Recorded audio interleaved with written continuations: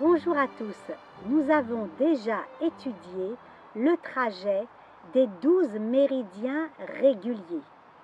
Aujourd'hui, nous allons étudier le trajet de deux autres méridiens qui font partie des méridiens extraordinaires ou particuliers. Il s'agit des trajets des méridiens Doumaï, gouverneur, et Genmaï, conception. Au total, vous aurez étudié le trajet de 14 méridiens. Les méridiens extraordinaires ou particuliers, Doumaï et Genmaï. Le méridien gouverneur Doumaï. Le caractère Dou en chinois signifie gérer, commander.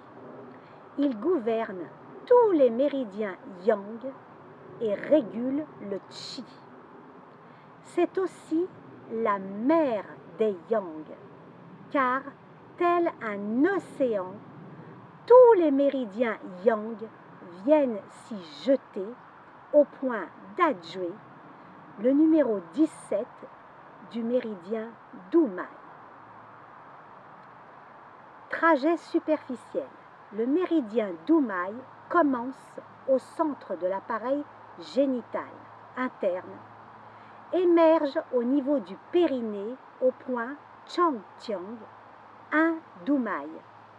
Il remonte à l'arrière, le long de la colonne vertébrale, jusqu'à la nuque, au point Fengfu, 16 Doumaï. Il pénètre dans le cerveau, puis contourne l'axe du crâne pour arriver au vertex, au point Baihui, 20 Doumaï. Il continue sur le front, le nez dans le sillon nasolabial, au point Renjong, 26 Doumaï, puis se termine au point de jonction entre la gencive et la lèvre supérieure. Son trajet interne. Au niveau du coccyx, une branche se lie au méridien du rein, Shaoyin du pied, et au méridien de la vessie, Taiyang du pied. Elle traverse la colonne vertébrale et pénètre dans les reins. Le méridien Doumaï est couplé avec le méridien Genmaï. Aussi, une branche secondaire monte du bas-ventre à l'ombilic, puis au cœur, continue jusqu'à la gorge pour se réunir au méridien Genmaï, conception, et Chongmaï, un autre méridien particulier. Cette branche remonte, fait le tour de la bouche, puis se termine sous les yeux, dans l'axe des pupilles.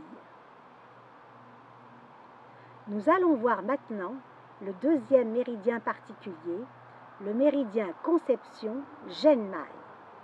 Le caractère Gen signifie responsabilité ou occuper une charge. Il signifie aussi être enceinte, porter un enfant.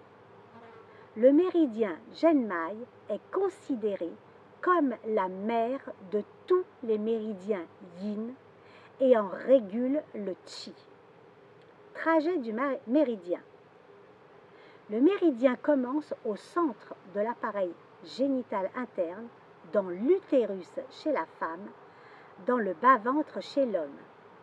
Il émerge au point Huiyin, passe par la symphyse pubienne, monte le long de la ligne médiane sur l'abdomen, la poitrine, la gorge et le menton. Il se termine au point Chengtiang, 24 Genmaï. De là, la partie interne du méridien Genmaï se connecte au méridien Doumaï, entre la lèvre supérieure et la gencive, au point Yin Tiao, 28 Doumaï. Il se divise en deux branches pour se terminer sous les yeux, au point Chengqi, le numéro 1 de l'estomac. Ramification.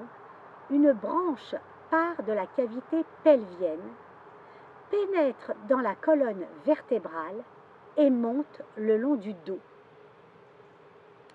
Voilà, mes chers amis, nous avons terminé l'apprentissage des trajets des 12 méridiens, plus de 2 méridiens particuliers, ce qui fait au total 14 méridiens.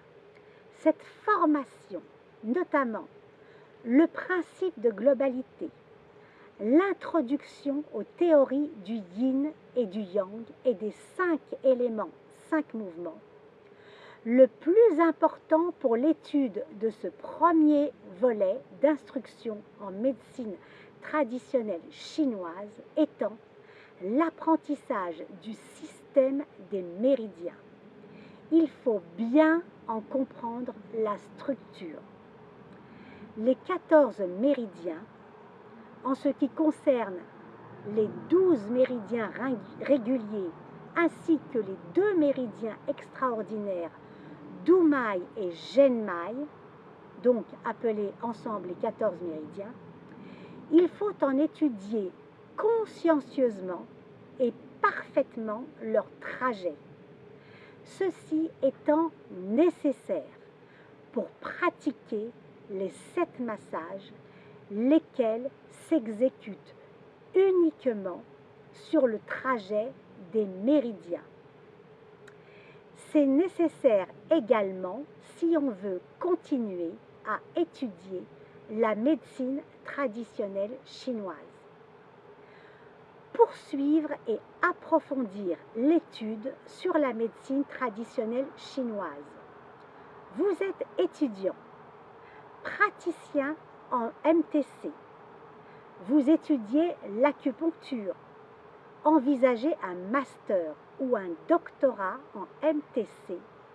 Alors, vous pourrez vous aider avec le niveau 2 sur la physiologie, pathologie et diagnostic en médecine chinoise.